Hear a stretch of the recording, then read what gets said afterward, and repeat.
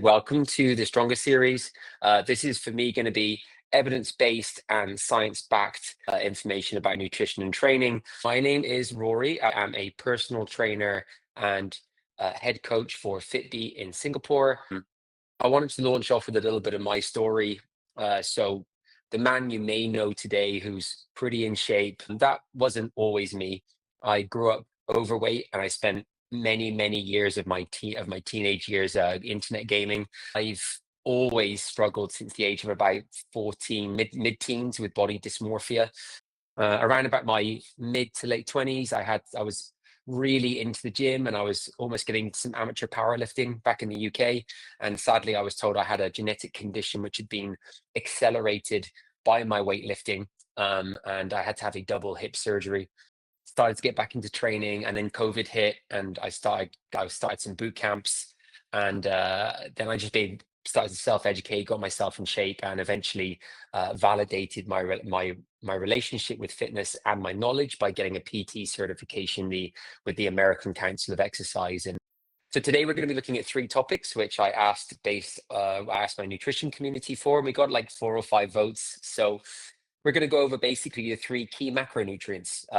We're going to go over protein made simple, carbs explained, and healthy fats 101. So I think when most people think of protein, they think of, gym bros with protein shakes and just eating chicken breasts and rice with broccoli.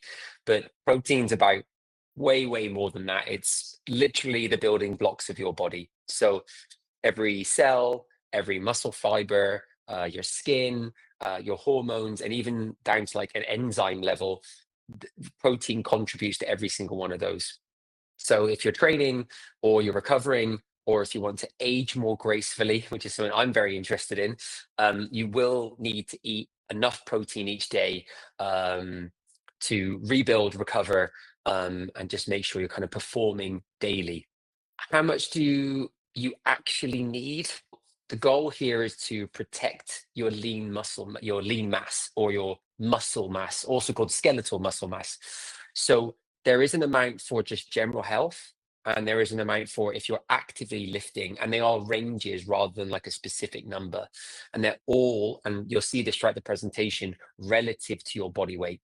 As a general guideline, and yes, this is not taking into account specific medical conditions that might relate specifically to the liver, but for general health, you're looking at 1.2 grams per kilogram of body weight. So you could jump on the scales tomorrow morning, find out you are, 65 kilograms, and just times that by 1.2, and that's roughly how much protein you should be eating as an absolute baseline. If you're lifting actively, that increases because you want to protect your muscle mass, and that can go from 1.6 to 2.2 grams. Is it easy to get 2.2 grams? No, especially if you're cutting, but I would say it's all the more important if you're cutting, because you want your body to eat the fat mass, not the lean mass. How are you going to get that? Well, it's about meal distribution. So meals can be anywhere from, typically people have between 2 and 5 meals a day, and it's a fantastic way for you to get enough protein throughout the day, especially from those higher ranges of protein. Easiest ways to get it, we're looking at the sources like lean meats, fish, eggs, dairy. If you're vegetarian, no excuse. Soy, lentils, tofu, tempeh, protein powders. Carbs have been demonized for years, but the truth is, like I said, they're not the enemy. It's about moderation and not overeating carbs. That's the main thing. Okay. So what do carbohydrates do? They are quite simply the main source of energy for your body. Simply put, your brains, your muscles, your nervous system, they all primarily run on glucose, and glucose comes from carbs. Simple as that. Sugar is carbs, carbs is sugar. Now, the difference is there are better and worse, or good and bad carbs, okay? Some of that comes down to when you have them, but generally you want to be prioritizing the good carbs, which are called complex carbs. They also tend to be more fibrous carbs, okay? So quality or complex carbs tend to be like whole grains, some fruits, beans, potatoes, things that are really stacked with fibers, vitamins, and these have a very slow glucose release into your body. Okay, so That's fantastic because we don't get those spikes in blood sugar, and it also means we get a steady release of energy throughout the day, or between meals or whatever it might be. There are also more simple carbs which you want to limit, and these tend to be more processed carbs. Okay, nothing more processed, but ultra processed is definitely something you want to avoid. These could be more like your white breads, your pastries, your sugary drinks. These digest in your body really, really quickly, especially liquid carbs. So like full fat Coke or whatever. And they'll give you really quick energy, which sometimes you want, but they'll give you very little satiety and very little nutrition in a steady state. Bottom line is you don't need to cut carbs out completely, but you do want to limit some of them and prioritize others. So prioritize complex, limit sugary. That'll help kind of just generally give you good health and better blood sugar levels. Timing does matter. So you want to eat carbs generally around your workouts. Okay. So if you know you're going out for your 8,000 step walk, or if you're going to the gym for an hour, or if you're going out for a 5 kilometer run, having carbs around that time, especially pre-workout or before the workout, that'd be fantastic for energy and recovery. Okay. Generally, just otherwise, just have them evenly throughout the day, just like protein. Try and stagger them between meals, nice and even. Okay. Which carbs are best for different times? Well, I would say it kind of goes down to timing. So I've already shared with you that like complex carbs release slower and simple carbs release faster. So you're all intelligent people. When do you think you would have them? Simple answer is, if, for example, I know I'm working out at 3 p.m. in the afternoon and I'm having my lunch at 1 p.m., okay, I would know I've got 2 hours to digest my food. I probably want to have more complex carbs, all right? It slow releases energy into my body and I'll be ready for my workout and fully digested.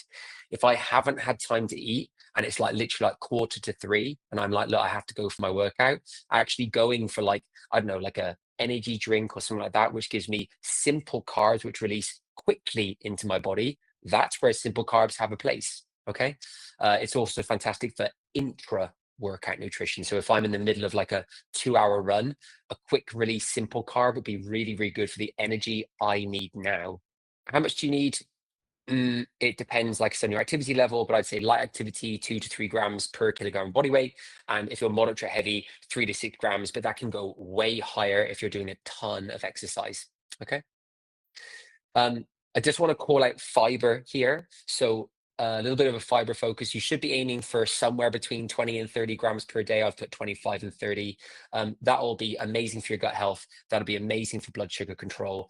And I put fullness here, but you could also say satiety. So the higher the fiber, the more satiated you will be. Super important if you're trying to lose weight. Okay. A lot of people devalue or undervalue fiber, and you really shouldn't. So fantastic sources of carbohydrates are those complex fibrous carbs. So if you're having any, like stacking a bunch of broccoli on your plate along with whatever your simple carb sources like rice and your protein, it's just a fantastic option to keep you full. Now here's one of the main reasons that carbs are demonized. Carbohydrates are stored in your body. They're stored at a 1:3 ratio at molecular level with water. If I eat 100 grams of carbs tonight, I can expect to wake up tomorrow with 300 grams of water weight. And water weight is good for us, like skin, hydration, performance recovery. Healthy fats, so important. Fats are amazing for hormone balance, brain function, joint health, vitamin absorption, actually really important for like vitamin D and vitamin K. They also make food taste really good. Fat is super, super flavorful. The key to understanding fats is understanding which are better and which are worse, just like our carbohydrates. Now, the difference between fats and carbs is fats, like carbs, had like they were good depending on context. Fats, there are some that are bad regardless of context. All right. So unsaturated fats, all right? Olive oils, avocados, nuts, seeds, fatty fish, absolutely amazing for you. They support heart and brain health and all the things I mentioned before.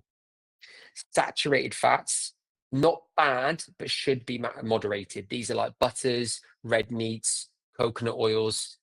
These ones will have an effect on cholesterol, and that's LDL, which is the low density. What is it? Low density. Anyway, LDL is the bad cholesterol.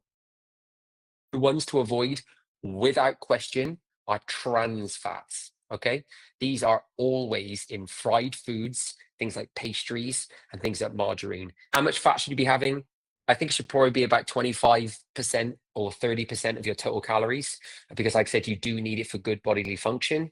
0.6 to 1 gram of fat per kilogram of body weight is about right, I would say. But do be really, really careful, because here's the key, folks. In case you don't know, in a gram of protein and carbs is 4 calories. And whether you like it or not, calorie intake is king when it comes to fat loss or fat gain, if that's your goal. Sometimes people are bulking. What does a balanced plate look like then? Well, you can simply follow a pretty simple formula for your plates. You can go for like half of the plate being vegetables. I'd say fibrous carbs. That's another way to talk about this. About a quarter to a third of the plate being protein. Again, try and base it around your protein. About a quarter of them being other carbs like grains or oats, whatever it might be. And then a garnish of dressing or fats. Okay, that could be your drizzle of olive oil, your little bit of avocado, whatever it might be. If you're eating out, and I always like to give this option because your diet should match your lifestyle, I always give the recommendation of using hand portioning. Okay. So if you're looking out and you need to eyeball what you're having, here's what I'd recommend.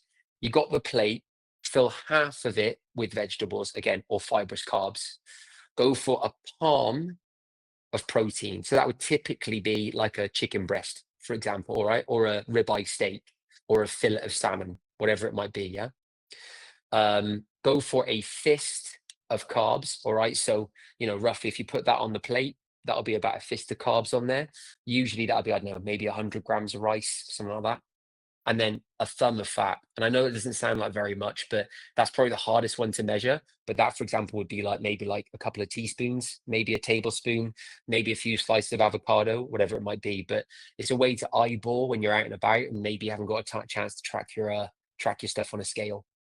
So this is a moment for you to reflect and have a bit of a Q&A on what I've shared. So I can see here, Jeans. Oh yes, that was a mystery around the timing of carbs. Yeah.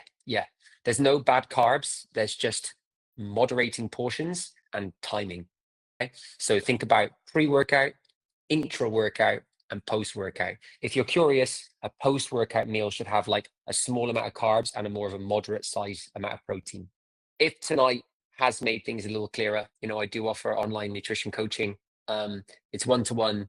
It's very personalized, and I'm gaining experience in this area, and I've got a lot of knowledge to share, and I've got a system that works now with an average of about 5 kilograms loss in 10 to 12 weeks on average.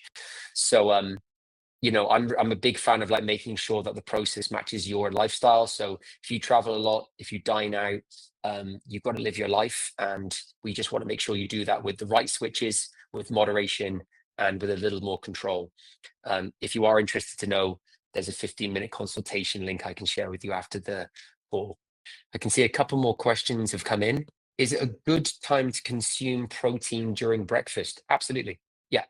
There's no such thing as an anabolic window. It doesn't matter when you have protein. There's an argument to having it within 2 to 3 hours of a hard workout, but I wouldn't worry about it for most people. You can absolutely have protein just steadily throughout the day. And for example, if you're looking for 3 meals a day and you've got to hit 90 grams, aim for 25 to 30 grams in every single meal, 100%. Thanks very much, everybody.